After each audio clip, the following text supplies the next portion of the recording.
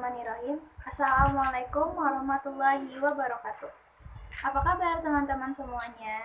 Semoga kita semua selalu diberi kesehatan oleh Allah Subhanahu wa taala. Nah, dalam video kali ini saya akan membahas mengenai metode pengumpulan data.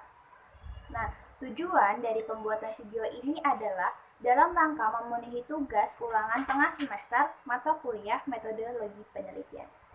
Oh ya, sebelumnya perkenalkan, nama saya Nova Melinda dengan NIM 19010466010. Apa itu metode pengumpulan data? Metode pengumpulan data merupakan teknik atau cara yang dilakukan oleh seorang peneliti untuk mengumpulkan data. Nah, pengumpulan data ini dilakukan untuk memperoleh informasi yang diperlukan atau yang dibutuhkan dalam rangka mencapai tujuan dalam penelitian. Metode pengumpulan data ini terbagi menjadi 5. Yang pertama, wawancara. Yang kedua, observasi. Yang ketiga, dengan pemberian angket atau kuesioner. Yang keempat, dengan cara studi dokumen. Dan yang kelima, dengan cara focus group discussion. Yang pertama, wawancara. Nah, wawancara merupakan teknik pengumpulan data dengan cara bertatap muka langsung dan bertanya jawab antara peneliti dan juga informan.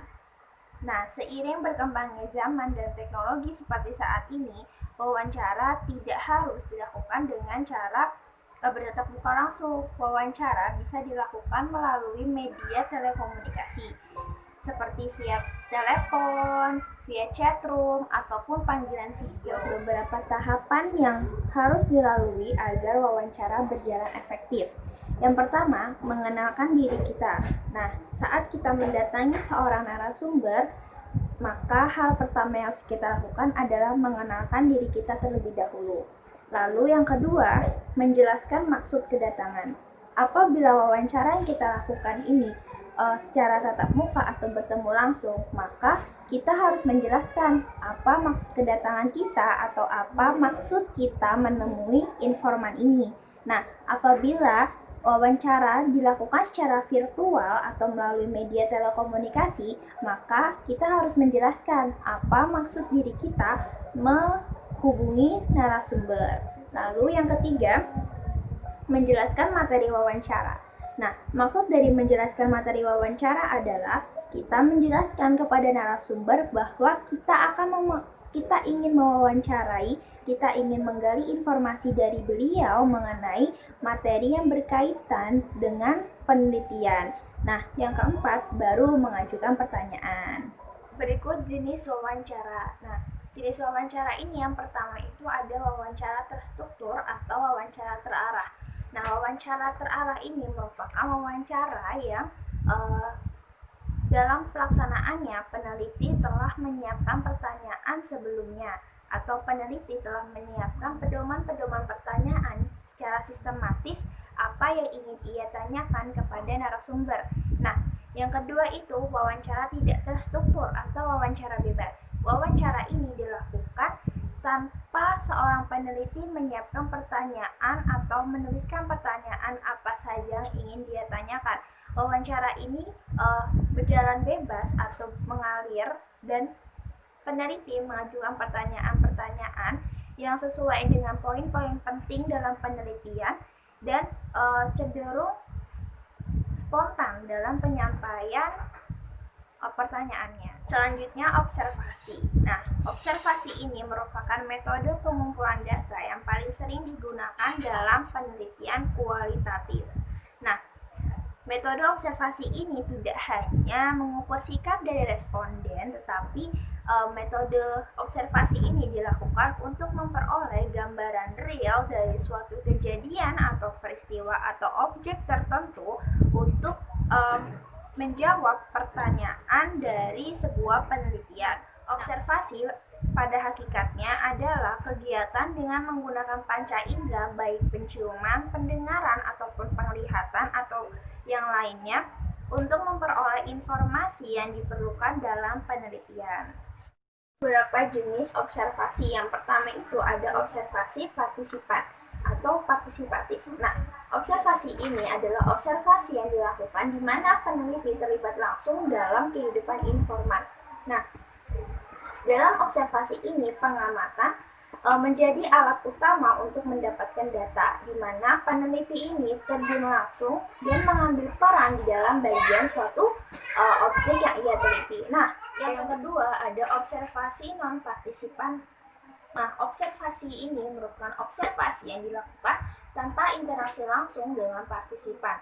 Nah, ada beberapa alasan mengapa observasi non-partisipan ini lebih tepat digunakan dalam suatu penelitian. Misalnya, yang pertama itu karena kurangnya akses yang mendukung bertemunya partisipan dengan seorang peneliti. Dan yang kedua adalah lokasi dari penelitian, lokasi dari objek penelitian itu yang berbahaya.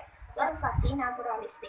Nah, observasi naturalistik ini merupakan observasi yang bertujuan untuk menemukan deskripsi yang sangat kaya dan otentik dari setiap perilaku dan kepentingan dalam penelitian. Nah, dalam observasi ini, karakter utama dari observasi ini adalah peneliti sama sekali tidak memanipulasi data yang telah didapat dengan cara apapun dan tidak ada batasan dari hasil penelitian.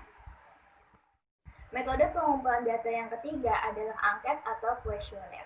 Nah, kuesioner merupakan metode pengumpulan data yang dilakukan dengan cara memberi seperangkat pertanyaan atau pernyataan kepada responden untuk dijawab. Nah, biasanya angket atau kuesioner ini diberikan apabila seorang peneliti ingin melakukan survei kepada objek penelitiannya. Nah, berdasarkan bentuk pertanyaannya, kuesioner ini dibedakan menjadi dua, ada kuesioner terbuka dan ada kuesioner tertutup. Nah, berikut merupakan contoh kuesioner terbuka. Nah, kuesioner terbuka ini merupakan kuesioner yang diberikan kepada responden dan responden ini dapat menjawab kuesioner sesuai dengan kehendaknya. Ada pula kuesioner tertutup. Kuesioner tertutup ini merupakan kuesioner yang diberikan kepada responden yang dengan telah menyediakan pilihan jawaban. Nah, selanjutnya adalah studi dokumen. Nah, studi dokumen ini merupakan jenis pengumpulan data dengan meneliti berbagai macam dokumen yang berguna sebagai bahan analisis. Jadi ada jenis dokumen yang dapat digunakan dalam pengumpulan data. Yang pertama itu ada data primer. Data primer ini merupakan dokumen yang berisi informasi tentang hasil penelitian itu langsung dari sumbernya. Nah, misalnya ini ada skripsi, disertasi, laporan, dan lain sebagainya. Nah, yang kedua ada dokumen sekunder.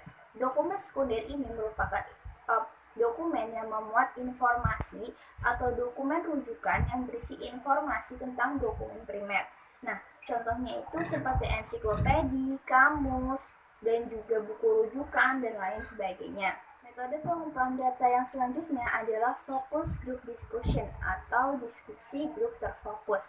Nah, teknik pengumpulan data ini merupakan teknik yang dilakukan di mana sekelompok individu bertemu dan dipandu melalui sebuah diskusi dengan tujuan mendapatkan data penelitian. Nah, karakteristik dari pelaksanaan focus group discussion ini dilakukan secara objektif dan bersifat eksternal. Biasanya dalam pelaksanaan fokus group discussion ini dibutuhkan seorang fasilitator atau seorang moderator untuk memimpin atau memfasilitasi jalannya diskusi. Dan dalam pelaksanaannya jumlah kelompok itu bervariasi mulai dari 4 orang, 8 orang, 6 orang, atau lebih. Sekian pemaparan materi mengenai metode pengumpulan data. Sekiranya itu yang dapat saya sampaikan. Dan apabila ada kesalahan kata atau kesalahan informasi yang disengaja ataupun tidak saya sengaja, harap dimaafkan yang sebesar-besarnya. Sekian dari saya. Wassalamualaikum warahmatullahi wabarakatuh.